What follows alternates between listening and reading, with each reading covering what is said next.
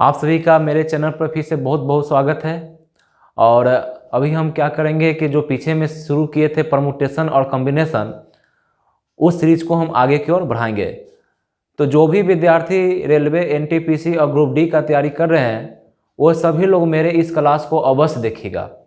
और इस क्लास को देखने से पहले आप लोग से हम एक अनुरोध करेंगे कि अगर आप लोग मेरा पिछला वीडियो नहीं देखे हैं, परमुटेशन कॉम्बिनेशन का क्लास 1 नहीं देखे हैं, तो उस वीडियो को अवश्य देखेंगे, क्योंकि जब तक उस वीडियो का कॉन्सेप्ट आप लोग क्लियर नहीं कीजिएगा तब तक इस चैप्टर को समझने में आप लोग को थोड़ा सा मुश्किल का सामना करना पड़ सकता है।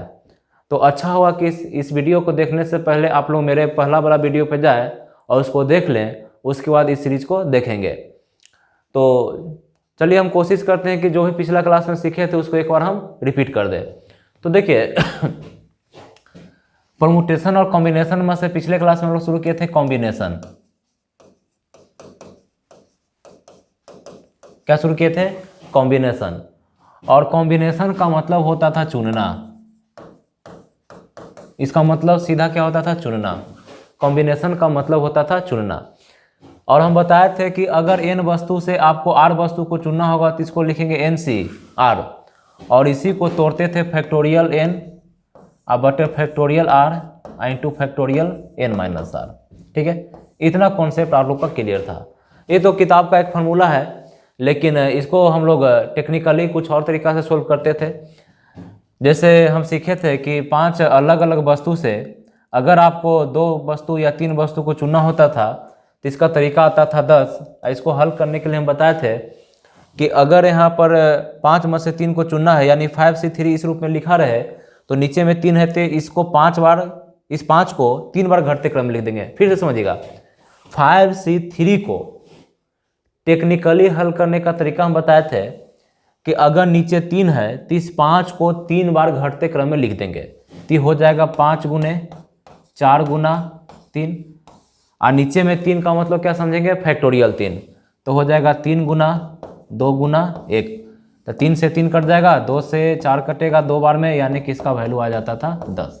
ठीक है, और इसको हम प्रैक्टिकल वे में भी बताए थे। ठीक है, और उसके बाद कुछ कॉन्सेप्ट को और क्लियर किए थे। हम बताए थे आपको कि यदि 10 वस्तु में से अगर आपको 2 वस्तु को चुनना है, इसका मतलब हो गया कि 10 में से बाकी जो 2 चुनने के बाद 8 बच गया, उसको हमको छांटना है। और जितना तरीका से 10 में से 2 वस्तु को चुन सकते हैं, उतना ही तरीका से 10 में से 8 वस्तु को आप छांट सकते हैं। ठीक है ना, यानी इस केस में दोनों का वैल्यू क्या हो जाएगा? बराबर हो जाएगा। तो हम बोले थे कि आप लोग याद रखिएगा कि अगर यहाँ 10C2 था तो इसको हम लिख दिए थे 10C8। 8 का मतलब क्या? 10 में से 2 घटाकर जो यहाँ पे आएगा, और दोनों का वैल्यू क्या हो जाएगा? बराबर हो जाएगा। तो यहाँ से कॉन्सेप्ट दिए थे कि NCR को हम लिख सकते हैं NCN माइनस R, ऐसा हम लोग लिख सकते हैं। NCR को क्या लिख सकते हैं? NCN minus R। ठीक है, और एक चीज़ और बताए थे कि 10 इसी कॉन्सेप्ट पे इसको हम लिखे थे। 10C2 को क्या लिखे थे? 10 में से 2 वस्तु को जितना प्रकार से चुन सकते हैं, तो बाकी बची 8 वस्तु, उतना ही तरीका से इसको छांट सकते हैं। यानी कहीं भी आपको इस प्रकार का समीकरण लिखा दिखे तो आप समझ जाइएगा कि इस नीचे वाला ये 2 और नीचे वाला 8 दोनों को जोड़ेंगे तो कन्फर्म है कि ऊपर वाला ही ए आएगा। यानी कि अगर कहीं आपको लिखा रहे NCR बराबर NCP, ये हम पिछला क्लास में बता चुके हैं, उसी को रिवीजन कर रहे हैं। यदि आपको लिखा मिले NCR बराबर NCP, तो यहाँ कन्फर्म है कि R और P को जोड़ेंगे तो ये N के बराबर हो जाएगा। जैसे आप यहाँ से देख सकते हैं, 2 और 8 को जोड़ेंगे तो कन्फर्म ऊपर वाला ही मिलेगा। यानी यहाँ पर ऊपर वाला का वैल्यू क्या हो जाएगा? ऊपर वाला का वैल्यू हो जाएगा R प्लस P। तो इतना हम बता चुके थे। ठीक है, अब हम क्या करेंगे, कुछ कॉन्सेप्ट आपको देंगे, इसको ध्यान से समझिएगा। देखिए, इस चैप्टर में हम लोग 2 वर्ड का प्रयोग करेंगे। इस चैप्टर में हम लोग 2 वर्ड का प्रयोग करेंगे। एक वर्ड होगा आइडेंटिकल। चलिए, यहाँ से शुरू होता है अगला क्लास, आप लोग ध्यान से देखेंगे।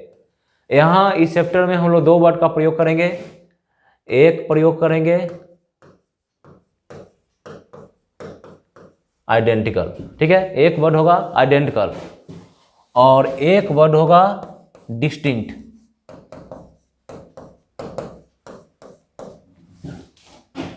एक आइडेंटिकल होगा और एक हो जाएगा डिस्टिंक्ट हो जाएगा, ठीक है ना। तो आइडेंटिकल का मतलब समझिएगा एक समान, आइडेंटिकल का मतलब क्या समझिएगा, एक समान। और डिस्टिंक्ट का मतलब समझिएगा डिफरेंट, डिफरेंट का मतलब अलग अलग। इसका मतलब क्या समझिएगा, डिफरेंट। डिस्टिंक्ट का मतलब समझिएगा डिफरेंट, यानी अलग अलग प्रकार का,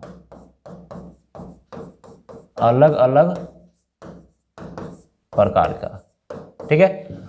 जैसे अभी हम कुछ कलम आपको दिखलाते हैं, ध्यान से देखिएगा। ये जो आपको पेन दिख रहा होगा, आप ध्यान से देखिएगा तो सभी पेन आपको एक जैसा ही दिख रहा है। तो इसी को हम बोलेंगे आइडेंटिकल पेन। इसको क्या बोलेंगे, आइडेंटिकल पेन।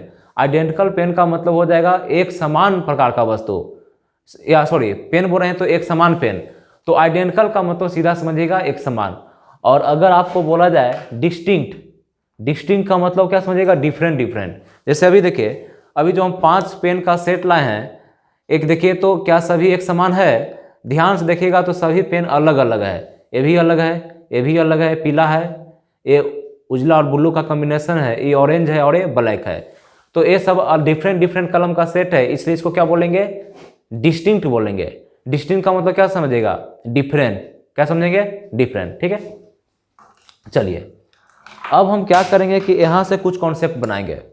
तो चलिए अभी हम लोग कॉन्सेप्ट को देखते हैं डिस्टिंक्ट के लिए, अलग अलग प्रकार के वस्तुओं के लिए।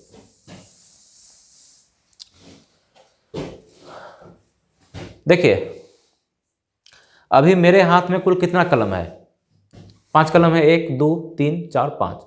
और ध्यान से देखिएगा तो पांचों कलम आपको अलग अलग कलर में है। ये ऑरेंज है, ये ब्लैक है, ये ब्लू है, ये रेड है और ये येलो है, ठीक है। अगर 5 अलग अलग वस्तु से आपको 2 वस्तु को चुनना होगा, तो कल हम सिखाए थे, अगर क्वेश्चन रहे 5 अलग अलग वस्तु से 2 वस्तु कितना प्रकार से चुन सकते हैं। 5 अलग अलग वस्तु से 2 वस्तु कितना प्रकार से चुन सकते हैं। तो इसी को आप लिखते थे 5c2, इसको क्या लिखते थे 5c2। और इसी को हल करते थे, नीचे में 2 है तो 5 को 2 बार घटते क्रम में लिखते थे, और नीचे में हो जाता था फैक्टोरियल 2, यानी 2 गुना 1, ये कटता था 2 बार में तो आ जाता था 10, ठीक है। लेकिन अब हम आपसे पूछें कि 5 अलग अलग वस्तु से एक वस्तु कितना प्रकार से आप चुन सकते हैं।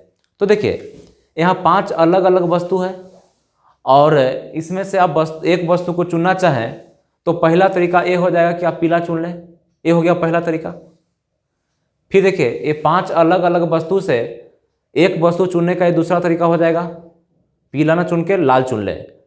उसके बाद ये भी हो सकता है कि 5 वस्तु में से एक वस्तु को चुनना हो तो तीसरा तरीका हो जाएगा ये वाला, उजला और ब्लू का कॉम्बिनेशन ले लें, ठीक है। 5 अलग अलग वस्तु से एक वस्तु चुनने का चौथा तरीका ये हो जाएगा कि हम काला वाला चुन लें। अब 5 अलग अलग वस्तु से एक वस्तु चुनने का 5वां तरीका हो जाएगा ये वाला कि ऑरेंज वाला ले लें।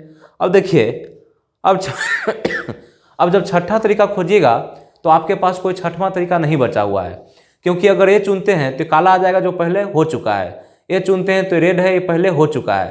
तो देखिए 5 अलग अलग वस्तु से अगर आपको एक वस्तु को चुनना होगा तो इसका 5 ही तरीका होगा, या तो पीला ले लो, या तो लाल ले लो, या तो उजला और ब्लू का कॉम्बिनेशन ले लो, या तो काला ले लो, और नहीं तो फिर ऑरेंज ले लो, ठीक है।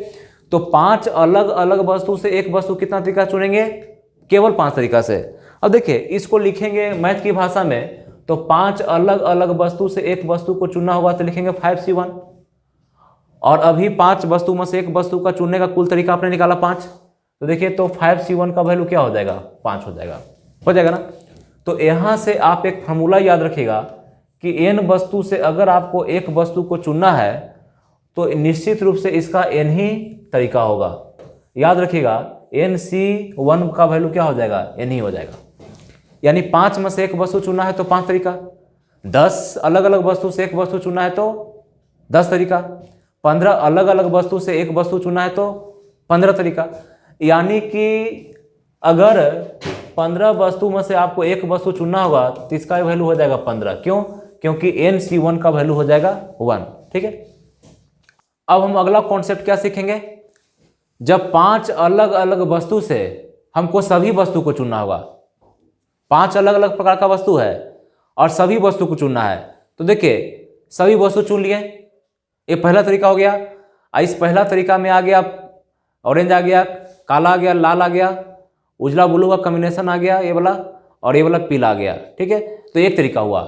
अब 5 अलग अलग वस्तु से सभी वस्तु को चुनने का कोई दूसरा तरीका नहीं हो सकता है, क्योंकि फिर से इसको चुनिएगा तो फिर से वही सब चीज़ आ जाएगा जो पहले से आ चुका है, यानी कि ये फिर से वही चीज़ है। इसलिए 5 अलग अलग वस्तु से अगर आप चाहते हैं कि सभी को चुन ले तो उसको चुनने का केवल एक ही तरीका होगा। ठीक है ना, यानी कि n वस्तु से सभी n वस्तु को चुनना हो तो लिखेंगे NCN,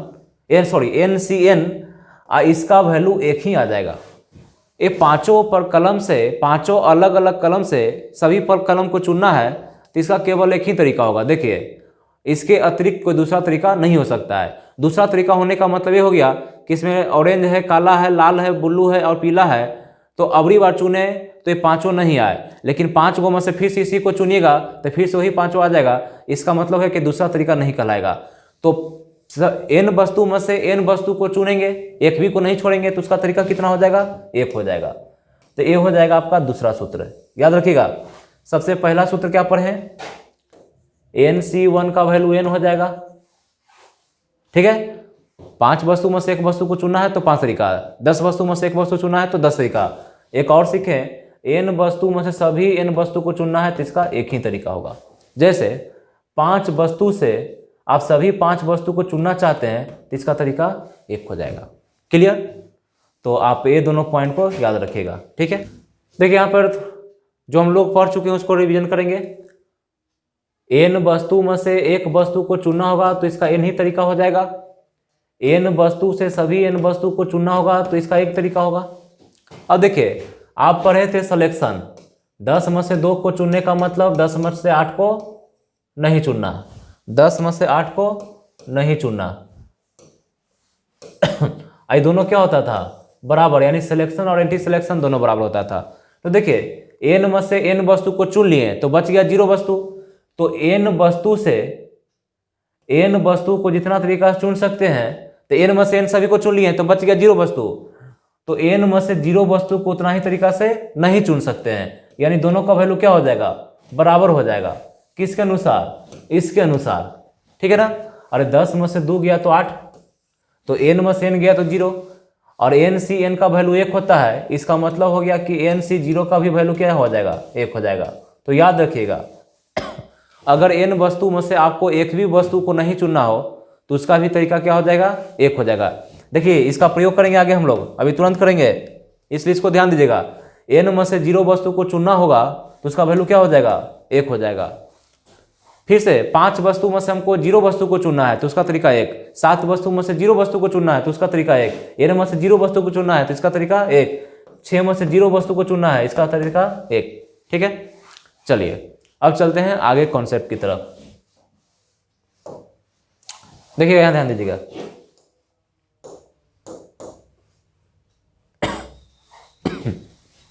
देखिए अभी ये 5 अलग अलग प्रकार का वस्तु है, इसी पर एग्जांपल लेके चलते हैं।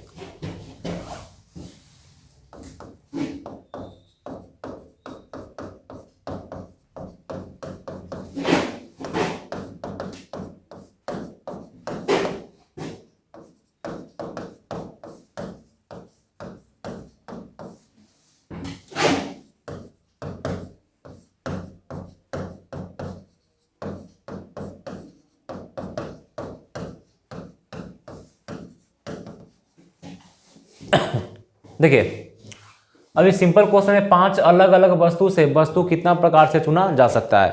तो देखिए इसके पहले जो हम लोग क्वेश्चन पढ़े थे उसमें इसमें काफी अंतर है।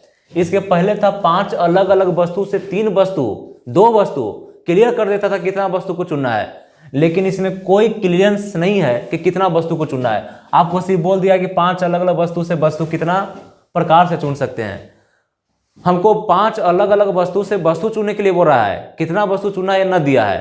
तो अब देखिए हमको 5 अलग अलग वस्तु से अगर बोल दिया होता कि 3 वस्तु को चुनो तो लिखते हैं 5C3, ऐसा लिखते हैं। लेकिन अभी तो ऐसा बोला नहीं है, अभी बोला है कि 5 अलग अलग वस्तु से वस्तु चुनिए। तो अब देखिए 5 अलग अलग वस्तु से वस्तु चुनना है तो मेरा मर्जी, हम चाहें तो केवल एक वस्तु को चुन सकते हैं।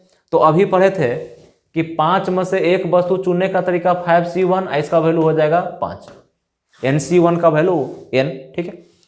अच्छा देखिए 5 अलग अलग वस्तु से वस्तु चुनना है तो अब मेरा मर्जी है, हम चाहें तो केवल एक चुन सकते हैं और हम चाहें तो दो भी चुन सकते हैं। तो 2 चुनने का ही हो जाएगा पहला तरीका, ये हो जाएगा दूसरा तरीका, फिर हो सकता है कि इसको चुन लेती हो जाएगा तीसरा तरीका। तो 5 अलग अलग वस्तु से अगर 2 वस्तु को चुना जाए तो इसका वैल्यू हो जाएगा 5C2, इसका वैल्यू आ जाएगा 10, ठीक है। उसी प्रकार से 5 अलग अलग वस्तु से हमको वस्तु चुनना है तो हो सकता है कि अब मेरा मन होगा 3 वस्तु चुनने का, तो हम 3 भी चुन सकते हैं। तो 5 अलग अलग वस्तु से 3 वस्तु चुनने का तरीका हो जाएगा 5C3 और 5C2 का एंटी सिलेक्शन 5C3 है तो इसका वैल्यू 10, तो इसका वैल्यू 10 हो जाएगा। अच्छा देखिए अभी क्लियर ना किया कि 5 अलग अलग वस्तु से कितना वस्तु चुनना है। तो अब मेरा मर्जी, हम कितना भी चुन सकते हैं। तो मैंने 1 चुन लिया, 2 चुन लिया, 3 भी चुन लिया। अब हम चाहें तो 4 वस्तु भी चुन सकते हैं, चाहे तो ये 4 को चुन लें, चाहे तो ये 4 चुन लें, चाहे तो कोई और 4 का कॉम्बिनेशन ले लें। तो 5 वस्तु से 4 वस्तु चुनने का तरीका क्या हो जाएगा 5C4। अब 5C4 का मतलब 5C1 एंटी सिलेक्शन, अब 5C1 का वैल्यू 5। किसी का ये भी मन हो सकता है कि जब क्लियर नहीं किया गया कितना वस्तु चुनना है तो किसी का ये भी मन हो सकता है कि 5 में से 5 चुन ले। n में से n चुनने का तरीका एक होता था, तो 5 में से सभी 5 को चुनने का तरीका क्या हो जाएगा 5C5, इसका वैल्यू आ जाएगा 1, ठीक है। अब देखिए अगर हमको बोला गया कि 5 अलग अलग वस्तु से वस्तु चुनिए तो मेरा मर्जी हो कि हम ना चुने, छोड़ दे, तो इस स्थिति में क्या हो जाएगा 5 में से एक भी वस्तु को ना चुना 5C0 और अभी पढ़े थे NC0 का वैल्यू 1 होता है, तो 5C0 का वैल्यू क्या आ जाएगा 1 आ जाएगा। अब इसको जोड़िएगा तो 5 और 10 15, 10 25 और 5 30 और 2 32। अब 32 को क्या लिखेंगे 2 के पावर 5। अब देखिए यहाँ पर एक पैटर्न बन गया कि 5 अलग अलग वस्तु से वस्तु कितना प्रकार से चुना जा सकता है, तो 2 के पावर 5, 2 के पावर 5, ठीक है, 2 के पावर 5। उसी प्रकार से यहाँ रहेगा 5 के जगह पे रहे 6 अलग अलग वस्तु से वस्तु कितना प्रकार से चुन सकते हैं। एक क्लियर ना करे कितना वस्तु क्लियर ना करे, सिर्फ बोले 6 अलग अलग वस्तु से वस्तु कितना प्रकार से चुन सकते हैं, तो इसका पैटर्न हो जाएगा 2 के पावर 6, 2 के पावर 6। उसी प्रकार से यहाँ 6 न लिखकर लिख दे 8 अलग अलग वस्तु से कितना वस्तु ना बोले, सिर्फ बोले वस्तु कितना प्रकार से चुन सकते हैं, तो इसका वैल्यू हो जाएगा 2 के पावर 8। क्लियर हो गया। तो चलिए अब इस पॉइंट को आप लोग क्लियर कर लीजिए। अब देखिए यहाँ इसी को हम फिर से लिखने जा रहे हैं।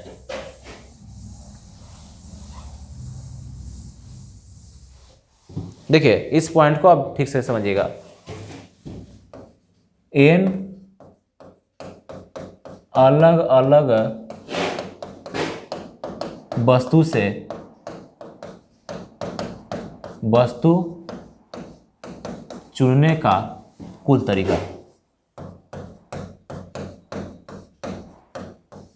कितना वस्तु नहीं क्लियर किया है। अगर बोल दे कि n वस्तु 4 वस्तु को चुना है तो हम लिख देंगे NCR, लेकिन एक क्लियर नहीं किया कितना वस्तु को, तो यहां पर ये हो जाता था 2 के पावर n। तो देखो यहाँ 2 केस लिखेंगे, यहाँ लिखेंगे हम लोग 2 केस। केस 1 लिखेंगे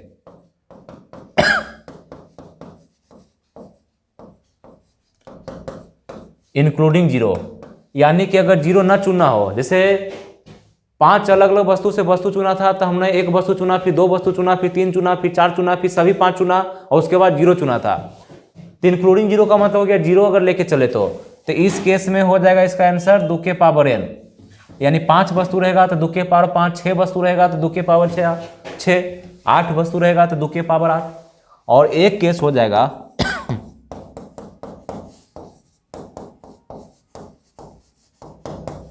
एक्सक्लूडिंग जीरो, यानी कि जीरो सिलेक्शन को बाहर कर दे। तो जीरो सिलेक्शन को बाहर कीजिएगा तो आपका एक मान घट जाएगा, क्योंकि NC0 का वैल्यू क्या होता है, 1 होता है। और इसी को बाहर करना है तो जितना टोटल आता है उसमें से कम हो जाएगा। तो टोटल वैल्यू आता है 2 के पावर n, इसमें से कम कर देंगे तो हो जाएगा एक्सक्लूडिंग जीरो। ठीक है, ये क्या हो जाएगा, एक्सक्लूडिंग जीरो हो जाएगा। तो क्वेश्चन को देखकर आपको क्लियर करना होगा कि क्वेश्चन के अनुसार हमको इंक्लूडिंग जीरो का केस लेना है कि एक्सक्लूडिंग जीरो का केस लेना है। ठीक है, ये आपको डिफाइन करना होगा। तो चलिए इस पे क्वेश्चन को हम लोग देख लेते हैं। ठीक है, तो ये रहा आपके सामने क्वेश्चन।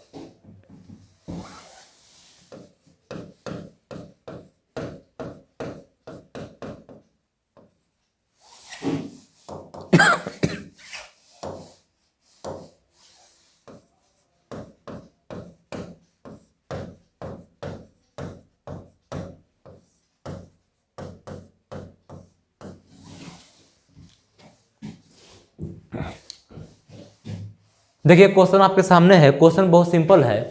क्वेश्चन है कि 6 विषयों की एक परीक्षा में कोई विद्यार्थी कुल कितने प्रकार से फेल हो सकता है। यदि वह एक विषय में भी फेल हो तो उसे फेल समझा जाए। तो देखिए एक परीक्षा हुआ है, उसमें विषय 6 था और आपको यह बताना है कि कोई विद्यार्थी 6 विषय वाला परीक्षा में कितना प्रकार से फेल हो सकता है। यदि वह एको में फेल हो जाएगा तो उसको फेल समझा जाएगा। इसका मतलब हो गया कि 6 में से एक विषय में फेल होगा तो फेल, और 2 में भी हो गया तो फेल, 3 में भी हो गया तो फेल, 4 में भी हो जाएगा तो उसको फेल बोलेंगे। अरे 1 में फेल तो फेल, तो 2 विषय में फेल हो गया तो और बढ़िया से फेल हो गया ना, 3 विषय में फेल हो गया तो वो और बढ़िया से फेल हो गया। तो अगर एक विषय में भी फेल होगा तो उसको फेल समझा जाएगा। इसका मतलब एक विषय में फेल होने का तरीका 6C1, 2 विषय में फेल होने का तरीका 6C2। तो देखिए इसमें जब हमको आंसर करना होगा तो वह विद्यार्थी 1 में भी फेल हो सकता है, 2 में भी फेल हो सकता है, 3 विषय में फेल हो सकता है, 4 में भी हो सकता है, 5 में भी हो सकता है और 6 में भी हो सकता है। और वह 0 विषय में फेल होगा कि नहीं होगा। तो देखिए जैसे हम बोलेंगे कि 0 विषय में फेल होगा, 6 में से 0 विषय में फेल होगा, उसका मतलब हो गया कि सभी विषय में पास हो गया। 0 विषय में फेल होने का मतलब सभी विषय में पास हो जाना। यहाँ पर ही इंक्लूडिंग 0 का केस नहीं होगा। देखो 6 विषय में से 0 विषय में फेल होना, इसका मतलब सभी में पास हो जाना। और हमको पास होने के लिए बोला है नहीं, हमसे पूछा कितना प्रकार से फेल हो सकता है, यानी कि इंक्लूडिंग 0 वाला केस नहीं होगा। तो यहाँ कौन सा केस हो जाएगा, यहाँ केस हो जाएगा एक्सक्लूडिंग 0, एक्सक्लूडिंग 0 का केस हो जाएगा। यानी 1 विषय में फेल चलेगा, 2 में भी फेल चलेगा, 3 में भी फेल चलेगा, 4 विषय में फेल चलेगा, 5 विषय में फेल चलेगा, 6 विषय में भी फेल चलेगा, लेकिन 0 विषय में फेल नहीं चलेगा। क्योंकि 0 विषय में फेल होने का मतलब सभी विषय में पास हो जाएगा। यानी कि हमको यहाँ 0 वाला केस नहीं लेना है, यानी एक्सक्लूडिंग 0 है। तो आंसर क्या हो जाएगा, 2 के पावर 6 माइनस 1, तो 2 के पावर 6 64, और 64 से गया तो यहाँ मेरा आंसर हो जाएगा 63। ठीक है, तो पॉइंट आप लोग का क्लियर हो गया होगा। चलिए अब थोड़ा सा हम लोग काम करेंगे डिस्टिंक्ट, सॉरी डिस्टिंक्ट पे काम हम लोग कर चुके हैं। डिस्टिंक्ट का मतलब अलग अलग, डिफरेंट डिफरेंट। अब हम लोग काम करेंगे आइडेंटिकल वस्तु पे, ठीक है। तो चलिए हम लोग आइडेंटिकल ऑब्जेक्ट को ले लेते हैं। तो देखिए आइडेंटिकल ऑब्जेक्ट के रूप में मेरे पास 5 कलम है। अब पांचों आइडेंटिकल है। आइडेंटिकल का मतलब एक समान, ठीक है। तो इसको समझिएगा। अभी देखिए मेरे पास 5 अलग अलग कलम है। मेरे पास 5 एक समान रंग का कलम है। पांचों कलम क्या है? आइडेंटिकल, एक समान कलम है। अब देखिए इस 5 कलम में से हम एक कलम को चुनना चाहते हैं। तो देखिए हम बोलें कि देखिए ये पहला सिलेक्शन है, तो आप लोग बोलिए कि हाँ ये पहला सिलेक्शन है। अब क्या करते हैं, इसको इसमें मिक्स कर देते हैं, आज पीछे छुपा कर अब फिर से इसको निकालते हैं। आप बोलेंगे देखिए जी ये दूसरा सिलेक्शन है, तो आप नहीं मानिएगा, आप बोलिए कि नहीं ये तो बिल्कुल पहले वाला ही है। और सही में इसको हम भी देखेंगे तो क्या बोलेंगे, ये बिल्कुल पहले वाला ही है। ठीक है। तो अब या तो इसको चुनो या तो इसको चुनो, तो सब एक समान ही देखेगा। इसलिए 5 वस्तु में से एक वस्तु को चुनेगा तो एक ही तरीका होगा, एक ही तरीका होगा। उसी प्रकार से 5 एक समान कलम में से 2 कलम को चुनिएगा तो कुछ ऐसा दिखेगा। और अगर हम बदल के भी 2 कलम लाएं तो ये भी तो पहले जैसा ही दिखेगा, यानी कि ये दूसरा तरीका नहीं होगा, ठीक है ना। तो 5 में से 2 चुन लो, एक ही तरीका होगा। 5 एक समान में से 3 चुन लो, एक ही तरीका होगा। 5 एक समान में से कोई भी 4 चुन लो, एक ही तरीका होगा। 5 एक समान वस्तु में से 5 चुन लो, एक ही तरीका होगा। क्यों? क्योंकि हम वस्तु आइडेंटिकल है। आइडेंटिकल है तो उसमें हम डिफाइन नहीं कर पाएंगे कि दूसरा है कि अलग है। अगर दूसरा भी रहेगा तो उसको एक ही बोलेंगे, ठीक है। तो 5 एक समान कलम में से 1 पेन चुनने का एक ही तरीका, 5 एक समान पेन में से 2 पेन चुनने का एक ही तरीका, 5 एक समान पेन से 3 पेन चुनने का एक ही तरीका, 5 एक समान पेन से 4 पेन चुनने का एक ही तरीका, और 5 एक समान पेन से 5 पेन चुनने का एक ही तरीका। तो देखिए अब यहाँ पर जो मेरा कॉन्सेप्ट होगा वो हो जाएगा आइडेंटिकल ऑब्जेक्ट के लिए, एक समान वस्तु के लिए। तो देखिए यहां कॉन्सेप्ट हम लोग क्या लिखेंगे, एन एक समान वस्तु से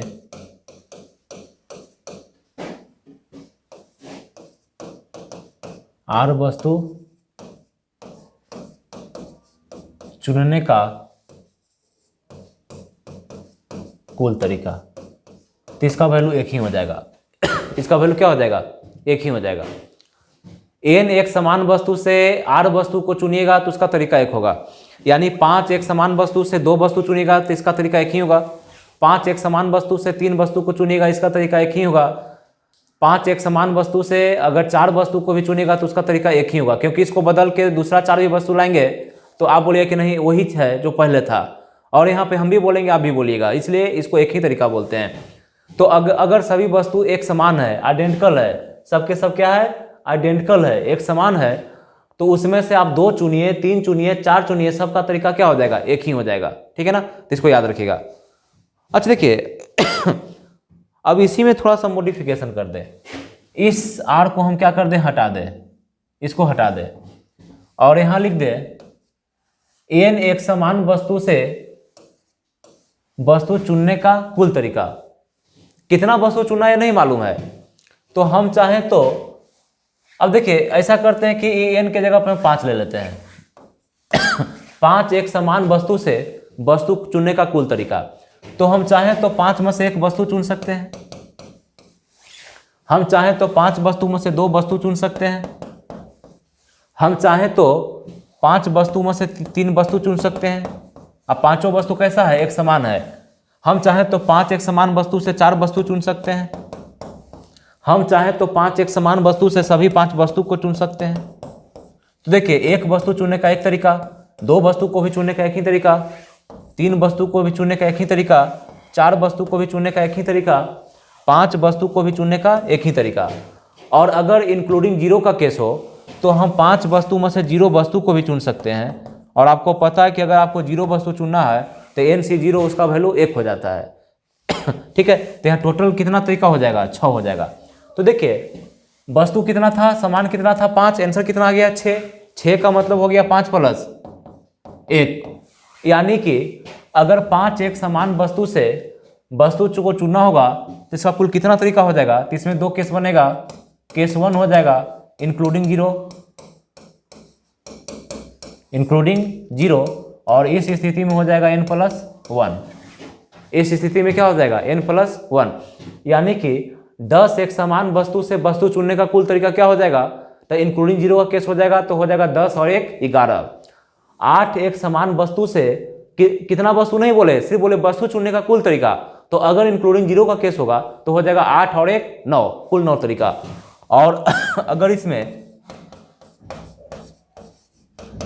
एक्सक्लूडिंग जीरो का केस होगा तो इसमें हो जाएगा सिर्फ n तरीका, यानी कि ई वाला 1 घट जाएगा, जीरो का वैल्यू जो 1 था ये निकल जाएगा, तो हो जाएगा यहाँ कितना 1 2 3, सॉरी यहाँ पे 1 होगा, यहाँ पर 1 होगा, तो ये हो जाएगा कुल 5 तरीका, ठीक है ना। तो इंक्लूडिंग जीरो के केस में हो जाएगा n+1, एक्सक्लूडिंग जीरो के केस में हो जाएगा केवल n, और यहाँ क्या हो जाएगा n+1, और यहाँ क्या हो जाएगा केवल n, याद रखिएगा, ठीक है। तो चलिए आज की क्लास में इतना ही। अब हम लोग क्या करेंगे कि इतना कॉन्सेप्ट हम लोग सीख चुके हैं, अब इस कॉन्सेप्ट के आधार के बाद इस कॉन्सेप्ट के आधार पर हम लोग क्या करेंगे, कुछ क्वेश्चन को बनाएंगे, और इसके लिए आपको अगला क्लास का इंतजार करना पड़ेगा। Okay, good night, bye bye.